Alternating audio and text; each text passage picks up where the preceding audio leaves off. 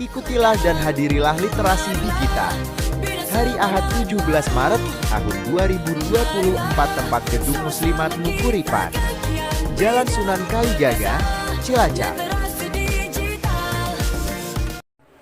Assalamualaikum warahmatullahi wabarakatuh. Pemirsa MKTV, hari ini dalam rangka seminar literasi digital Kominfo RI, PBNU, LDPBNU yang nanti akan diisi oleh narasumber YH Nurul Rutman MA, Sekretaris Lembaga Dakwah PBNU, dan juga narasumber dari Dr. Haji Montobroni SAGMM, dari Wakil Ketua PCNU Kabupaten Cilacap, juga dari narasumber Nifatul Aziza SPDI MPD Fasilitator Daerah dari Kemenang. Pemirsa, juga ada moderatornya dari Kiai Husaini Haji Husain SAG MPD.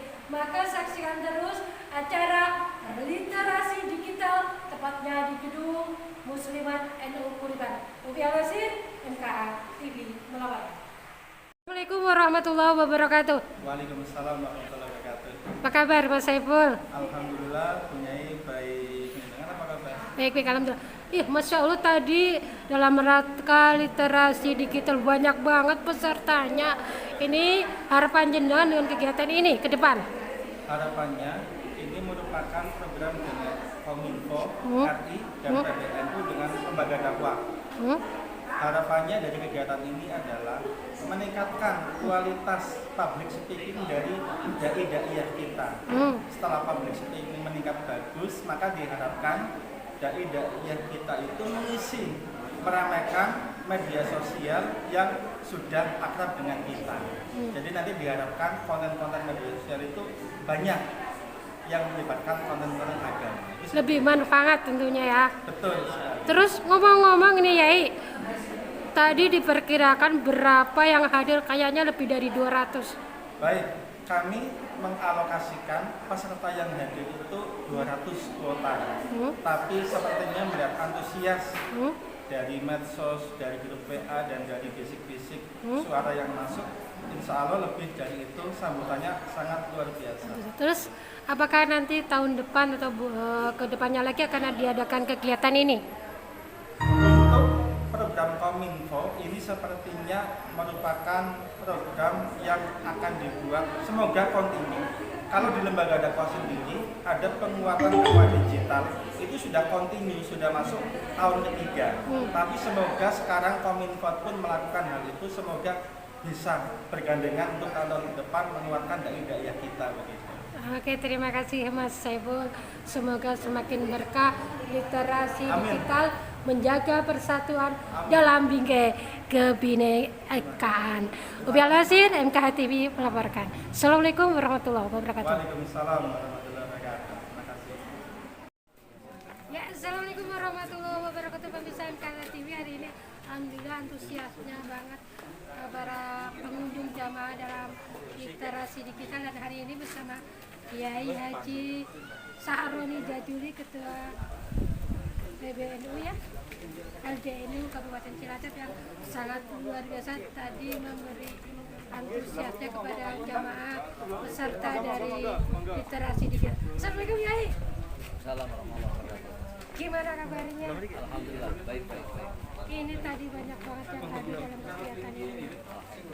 Berarti memang kegiatan kita banyak diminati, mudah-mudahan.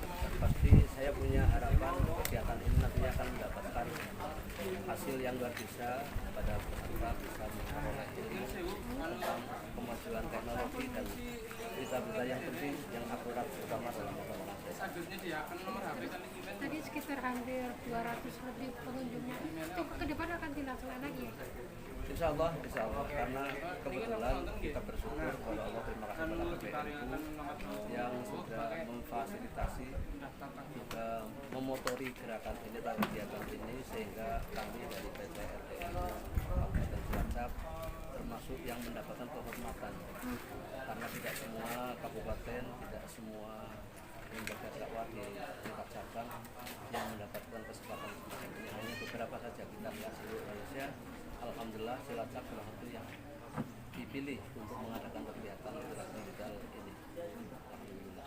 Oke ya, semoga semakin berkah, semoga literasi dakwah digitalnya ini semakin membahana seluruh dunia.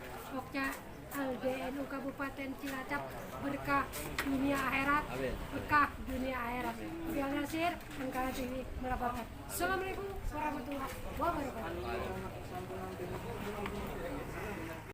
Untuk memotivasi anak-anak muda dari kiai-kiai kita, dari guru kita, dan ini diselenggarakan oleh PC PBN Cilacap,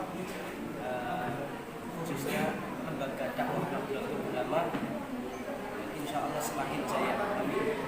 Terus harapannya Harapannya untuk anak-anak muda dan untuk yang hadir di sini, semoga termotivasi untuk kedepannya bisa meneruskan dakwah-dakwah, kiai-kiai kita, guru-guru kita, dan insya Allah ilmunya itu bermanfaat. Oke, sip. Terima kasih Mas, semoga berkah. Literasi digital yang dilaksakan di Gedung Muslimat NU Jalan Sunan Kalijaga Kuripan Cilacap dihadiri lebih dari 200 peserta yang diisi oleh narasumber Kyai Haji Badrul Tamam, Sekretaris Lembaga Dakwah PBNU, dan Nifatul Azizah, Fasilitator Daerah Kemenak, Kemenak Pekalongan, Wakil Ketua PCNU Cilacap Haji Imam Tobroni, dan dipandu Kyai Haji Husen. Dan acara ini semakin membahana karena antusias para peserta yang sebagian para dai dan dayah pemuda Nahdlatul Ulama Ansor dan Muslimat Nahdlatul Ulama semakin mengerti tentang dakwah digital. Betapa pentingnya seminar ini, karena untuk kehidupan di era sekarang yang serba digital, harus pandai memilah dan memilih dan menyikapi. Itulah pentingnya mengikuti seminar literasi digital yang dipandu narasumber profesional dalam bidangnya masing-masing, agar semuanya semakin lebih baik dalam menggunakan media digital untuk kehidupan mendatang, bijak dalam bermedsos, dan lebih bermanfaat di kehidupan di era sekarang. Upi Al-Nasir, kameramen Juhari Durrahman melaporkan. Hormati lembaga dakwah PBNU beserta tim, yang kami hormati Bapak Kiai Haji Nurul Badrul Tamam MA selaku Sekretaris Lembaga Dakwah PBNU, yang kami hormati Bapak Dr. Haji Imam Tobroni SAGMM, Kakang Kemenak Kabupaten Pekalongan selaku Wakil Ketua PCNU Kabupaten Cilacap, yang kami hormati Ibu Nisafatul Azizah SPDI MPD selaku Fasilitator Daerah Kemenak Kabupaten Cilacap, yang kami hormati PCNU Kabupaten Cilacap beserta lembaga dan banom-banomnya, yang kami hormati pengurus ranting NU Desa Kuripan beserta yang kami hormati pula peserta literasi digital. Puji syukur kehadirat Allah Subhanahu wa Ta'ala yang telah memberikan nikmat, taufik serta hidayahnya kepada kita semua, sehingga kita dapat berkumpul dalam acara literasi digital yang diselenggarakan oleh Kominfo RI berkolaborasi dengan PBNU dan LD PBNU dengan tema menjaga persatuan dalam bingkai kebinekaan.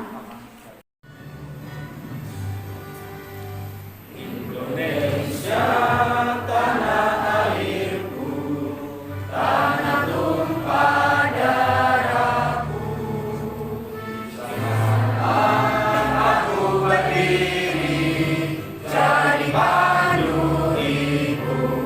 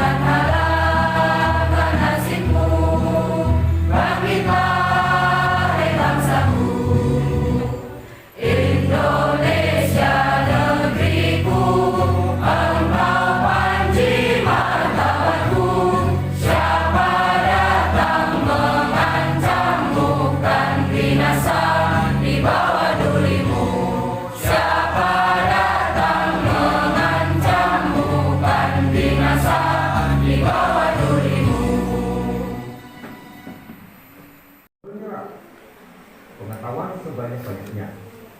Selamat mengikuti kegiatan literasi digital dan mari bersama dalam mewujudkan ruang digital Indonesia yang aman dan produktif. Indonesia terkoneksi, makin digital, makin maju. Terima kasih, salam literasi digital. Wassalamualaikum warahmatullahi wabarakatuh. Om Santi Santi Om, Namo Buddhaya, salam kebajikan, Rahayu.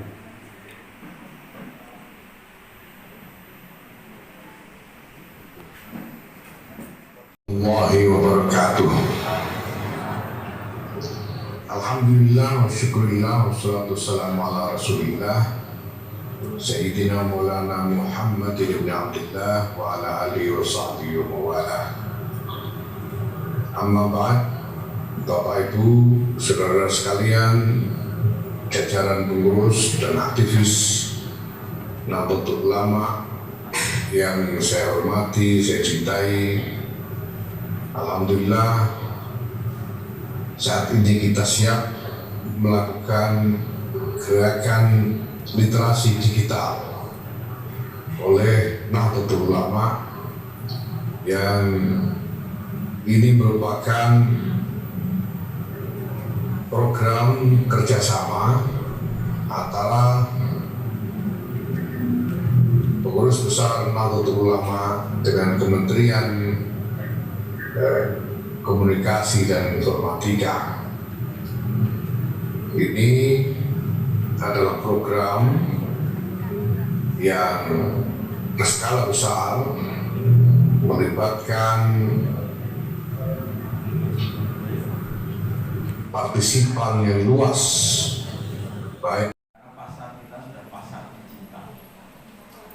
Ibu-ibu sambil tiduran rebahan beli kerudung kan gitu ya. Gitu kan Bu, kalau paling tidak lihat-lihat lah gitu. Kalau beli kadang-kadang seringnya lihat-lihat saja. Kalau lebaran lihat kerudung bagus, jilbab bagus, jilbab bagus, hanya lihat-lihat saja. Kalau soal beli ya kemudian nah, kalau pas beli waktu tapi itu tidak terdengar. Suaminya saja nggak tahu, belinya juga nggak tahu karena uangnya pun tidak terdengar, berunding nggak? Karena pakai uang virtual. Pakai uang virtual kan? Uangnya dan terkirim nggak terdengar. Jadi semua itu kehidupan pasar kita ini tidak terdengar, termasuk pasar dakwah kita kan gitu ya. Jadi kalau ada anak-anak kita sambil mendengarkan ceramahnya seorang dai di kamar gitu kan, atau bentuknya TikTok atau Facebook atau Instagram. Berbeda alirannya dengan kita, suka marahin ibundanya, bahkan tidak hanya marahin ibundanya, mengkafirkan ibundanya. Ini yang lebih berbahaya, menjelek-jelekan ibundanya gara-gara melihat sebuah tayangan melalui media sosial. Yang kedua adalah sungai dalam kedung. Jadi dulu ini namanya ilmu kedung itu ilmu. Pusat-pusat keilmuan kita ini sekarang, nah ini mudah-mudahan tidak, atau suatu saat beralih dari pusat keilmuan yang memiliki sanad keilmuan yang jelas beralih kepada dunia media digital. Orang ngaji itu cukup tadi, tidak harus melalui sebuah pusat gedung ilmu di mana dia di situ harus menangkap banyak pengetahuan, tetapi suatu saat cukup mendengarkan dari media-media sosial, media-media digital. Nah ini Bapak Ibu sekalian, saudara-saudara, ini keprihatinan apa yang disampaikan oleh Jayabaya dan sekarang sudah mulai terbukti. Lah yang ketika ini saya tidak tahu wadon ilah wirangi apa benar atau tidak ini. Nanti yang banyak Pak Deswa kan gitu ya. Karena fenomena sekarang kita yang namanya transaksi-transaksi yang mungkin ya, kalau kita melihat di media sosial itu yang namanya pornografi itu kira-kira yang melakukan ibu-ibu atau bapak-bapak ini. Bapak-bapak ibu ini? Dua-duanya. Tapi kalau tampilan-tampilannya lebih banyak bapak-bapaknya ya, ibu-ibunya, kira-kira begitulah. Karena memang yang dijual itu adalah keindahan. Lambang keindahan itu ada pada ibu-ibu kan, kira-kira begitu. Nah ini fenomena yang tentu memprihatinkan bagi kita sekalian kalau sudah perempuan-perempuan ini sudah kehilangan wirangnya, sudah tidak punya malu kan gitu ya. Tapi itu tentu bukan fatayat, bukan muslimat, bukan ibu PPNU kan. Transaksi-transaksi kehidupan yang sesungguhnya tidak boleh dilakukan, bisa saja dilakukan, dan itu dipertontonkan di publik melalui media-media digital. Untuk itu maka dalam keadaan beginilah sesungguhnya kita prihatin. Keprihatinan kita ini karena digital disampaikan oleh Kiai Syahroni Jazuli ini sudah tidak lagi bisa kita ingkari, apalagi kita lari ya dari kenyataan kan gitu. Kita tidak bisa lari dari kenyataan. Itu sesuatu yang harus terjadi, given. Karena ini bagian dari prediksinya seorang sosiolog Alvin Toffler juga, bahwa nanti suatu saat akan terjadi perubahan dari beberapa era ya, disebut dengan era primitif. Dulu kita ingat sekali era primitif ditandai dengan kehidupan batu-batuan, pakaian aja tidak punya. Tidak bisa beli pakaian. Itu tidak untuk literasi, menambah informasi bukan, tapi untuk hal-hal lain. Salah satu contoh literasinya masih rendah, contohnya apa? Ini sahabat-sahabat fatayat ya, kalau ada undangan itu dibaca semuanya apa enggak? Kadang di undangan sudah jelas harinya apa, jamnya berapa, tanggal berapa, tempatnya di mana, pakai dress code-nya apa, masih tanya tempatnya di mana Mbak? Ya enggak? Di undangan kan sudah jelas ya. Misalkan dress code hari ini batik Kemenang Jateng, batik Fatayat Jateng misalkan. Nah kemudian ada yang tanya di bawahnya, Mbak pakai bajunya apa? Aduh saya harus gimana gitu ya. Gitu. Kemudian yang kedua, masyarakat mudah percaya pada hal yang spektakuler, yang heboh. Nah, dari hal yang heboh dan spektakuler ini adalah awal mula hoax itu dapat menyebar luas. Kemudian hoax itu menyebarkan keresahan di masyarakat. Betul apa tidak? Kemudian tujuan dari penyebar berita itu ternyata adalah membuat kekacauan, kegelisahan, rasa benci, dan bahkan juga rasa ketakutan bagi pembacanya. Ini yang harus Bapak Ibu pahami, juga sahabat-sahabat pahami. ternyata hoax itu ada yang namanya tim cyber misalkan ya. Misalkan ini di pemilu kemarin, masing-masing paslon itu punya tim cyber sendiri-sendiri yang kemudian dia menyebarkan isu, membuat berita dan mengcounter berita yang lain. Nah ini yang kemudian kadang-kadang kalau kita tidak menyaring berita, akhirnya kita jadi resah. Iya nggak sih? Betul nggak sih begitu? Next. Nah kemudian apa bahaya hoax selanjutnya? Dampak berita hoax berupa dampak sosial, ekonomi. Ya, semuanya punya handphone. Dan saya bangga menjadi warga negara Cilacap, Kabupaten Cilacap. Doain semuanya yang hadir di sini, insya Allah anak keturunannya nanti ada yang jadi menteri. Doain, terus doain. Semuanya pengen nggak punya anak yang soleh dan soleha? Ya, yang ganteng-ganteng kayak yang di depan ini. Kita lanjutkan, ya klik lanjut aja. Memahami kebinekaan ini penting sekali. Ya, perbedaan kemarin kalau di Indonesia memang aneh, ya begitu ya. Demokrasi kita sudah 5 tahunan dan ini adalah pesta demokrasi setiap berapa kali? 5 tahun. Ada yang calon-calon di sini? Oh, banyak kader-kader dari NU ya yang lolos ke Senayan dan ke dunia politik kita dukung. Nah, memahami kebinekaan itu adalah kondisi di mana berbagai kelompok etnis, agama dan budaya hidup bersama dalam satu masyarakat atau negara. Satu keluarga itu juga ada laki-laki, ada berbeda tidak? Berbeda. Kalau sama enak nggak? Iya, harus berbeda. Coba, kalau sama enak nggak? Nggak enak. Yang enak adalah yang berbeda. Yang penting kita bisa memahami antara satu dengan yang lainnya. Coba, penyakit yang sekarang terjadi di Indonesia paling banyak adalah penyakit SMOS. Apa? SMOS. Ucapkan, penyakit SMOS. SMOS itu senang melihat orang susah, susah melihat orang senang. Benar nggak? Tetangganya beli kulkas baru, kita yang sah. Temennya beli handphone iPhone, kita yang sah. Itu handphone dari mana? Benar nggak? Baik, kita lanjutkan. Klik. Tantangan digital tadi sudah dijelaskan oleh Mbak Nisfatul, yaitu tentang hoax. Tren sekali. Jadi apalagi sekarang di WA Group. WA Group itu mulai dari teman SMP ada, teman SD ada ya, RW, terus wali murid, wali santri, terus NU, terus apa lagi? Semua.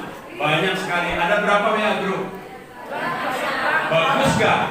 Bagus. Ambil yang baik, buang yang buruk, ciptakan produk baru. Coba tangannya. Ambil yang baik. Bener-bener ngambil. Ibarat ambil yang baik, buang yang buruk, ciptakan produk baru. Ulang lagi. Ambil yang baik, buang yang buruk, ciptakan produk baru. Itulah Honda, Toyota, Jepang, itu konsep Jepang. Kalau di kita al-muhafadzah ya, ala qadin sholih. Kalau di Jepang istilahnya dengan kaizen tadi. Kaizen itu ambil yang baik, buang yang buruk, ciptakan produk baru. Coba, ada nggak mobil Indonesia yang di luar negeri? Apa produk kita? Teplang. Iya, ini tantangan. Karena apa? Pengembangan sumber daya manusia menjadi fokus utama. Alhamdulillah kami dari Lembaga Dakwah PBNU setiap bulan Ramadan kita mengirimkan para dai bertemu dengan para PMI yang ada di Taiwan, di Hong Kong, di Korea Selatan, di Selandia Baru, di Australia, dan insya Allah saya juga besok berangkat ke Taiwan. Ini kayak kiai ketua. sahabat-sahabat kita banyak sekali, apalagi di Hong Kong. Di Hong Kong itu ribuan, mayoritas 98% perempuan. PMI ya. Dari Pekalongan ada, dari Maos ada, dari sini banyak. Alhamdulillah. Di Hong Kong banyak, aktif juga. Dari Fatayat, Muslimat, Ibnu, IPPNU, di samping dia bekerja mencari nafkah juga aktif. Dan kita bertemu di sana, para dai kita memberikan siraman rohani selama bulan Ramadan. Alhamdulillah, senang sekali. Nah, pengembangan SDM bagaimana? Yaitu pengiriman para kader-kader kita untuk belajar ke luar negeri. Carilah ilmu sampai ke negeri Cina. Pengen nggak yang ke luar negeri? Angkat tangan. Iya. Gak apa-apa ya. Belajar ya. Belajar terutama kalau masih SMP, SMA ataupun aliyah terus kuasai di bahasa, ya, di bahasa. Insya Allah kalau bahasa terutama bahasa Arab dan Inggrisnya bagus, insya Allah beasiswa itu banyak sekali. Online nggak? Dulu kalau kita mau daftarkan anaknya, kalau nggak keluarganya ini dan itu nggak bisa masuk dulu. Tapi kalau sekarang tergantung pada siapa?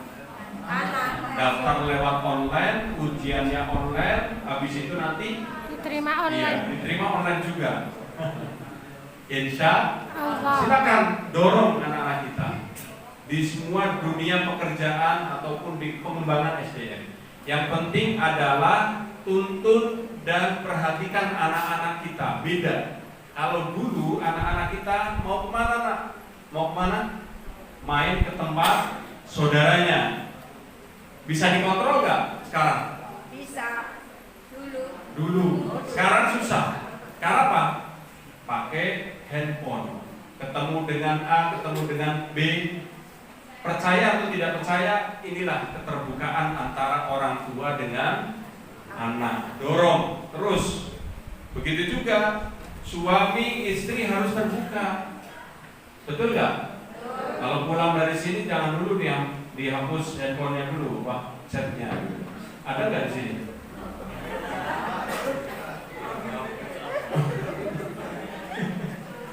Iya. Biasakan terbuka ya, pendidikan anak juga. Coba anak-anak sekarang yang masih di bawah itu, saya punya putri umur 5 tahun itu sama, sudah lihai banget pegang handphone gitu ya. Karena apa? Tetangga-tetangganya juga sama. Putra putri saya punya anak 3 perempuan semuanya. Yang satu itu aliyah kelas 2, yang kedua itu masih MI kelas 6, yang terakhir itu umur 4 tahun. Itu bakal pegang handphone. Wah, luar biasa.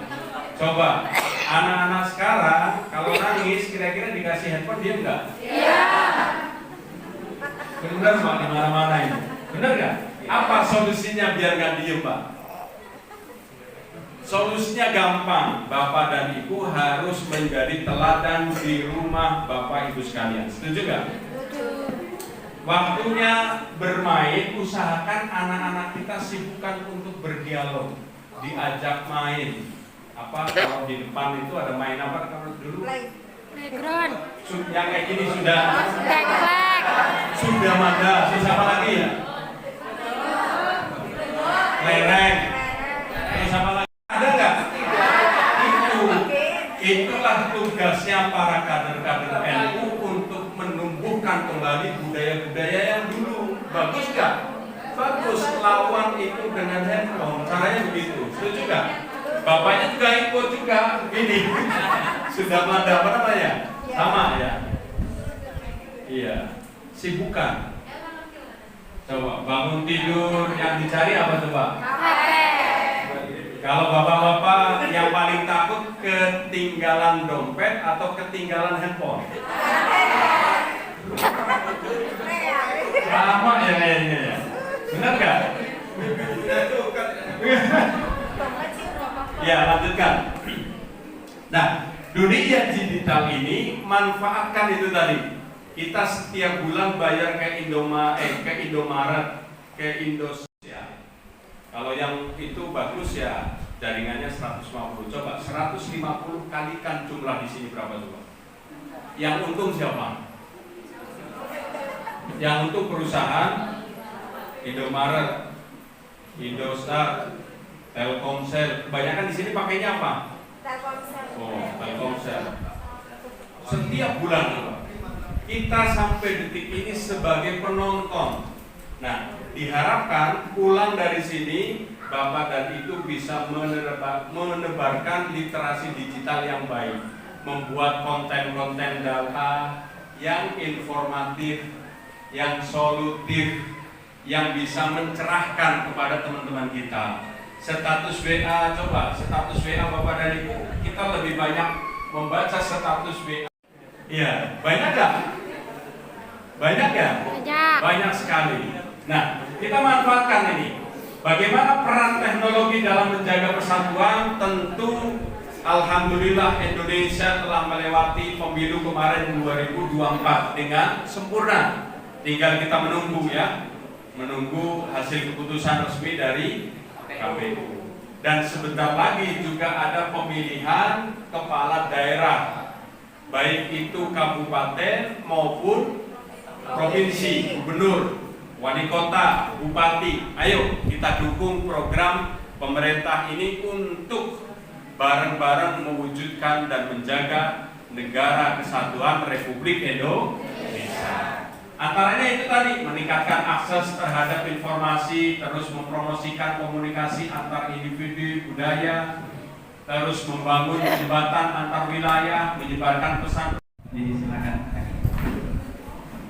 Info untuk bagi Bapak Ibu. Salam literasi. Satu lagi, salam literasi. Salam literasi.